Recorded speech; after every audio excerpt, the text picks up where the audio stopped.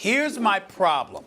And again, I'm not questioning the talent of Matthew Stafford. From a talent perspective, he deserves the money. Like Riddick said, on the open market, he'd have got the money. I don't have a problem with it from that perspective. I have a problem with the fact that the man has been a quarterback in the National Football League for 8 years. He's made the playoffs 3 times. He's only had a winning record and a winning season 3 times. And this organization has not won a playoff game since 1991.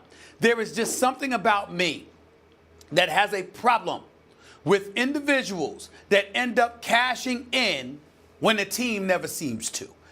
It's not his fault, and I get that. And I'm not sitting there saying, oh, my Lord, he doesn't deserve the money. That's not what I'm saying.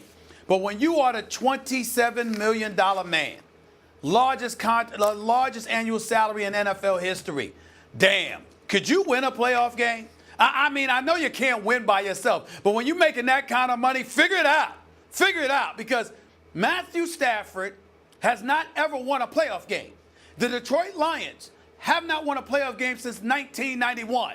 And I don't like the fact that the highest paid player in NFL history in terms of his annual salary is associated with something other than winning. I just have a problem with it in that regard only. I don't have a problem with it. I mean, look, Matthew Stafford is, as Louis Riddick pointed out, 29 years old. He's still young in the way quarterbacks age, entering his prime, really. He should be right in his prime right now. And you know who the highest paid of all time always is? The latest guy to hit the market in his prime at that position. That's always the highest paid guy. It's like when someone says it's the most money bet on a Super Bowl, or it's the highest grossing fight on pay-per-view, or it's the biggest real estate sale. Yeah, that doesn't mean it's actually the biggest in history. It means without adjusting for inflation, right, that this is the richest contract ever.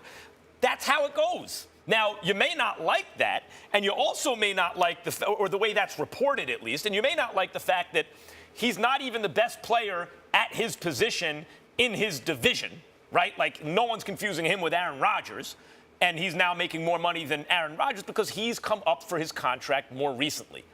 That's all it's about. In terms of him not winning a playoff game, I agree with that. Matthew Stafford, to me, if you would have checked in 5 years ago, you say, is Matthew Stafford going to be a top 5 quarterback?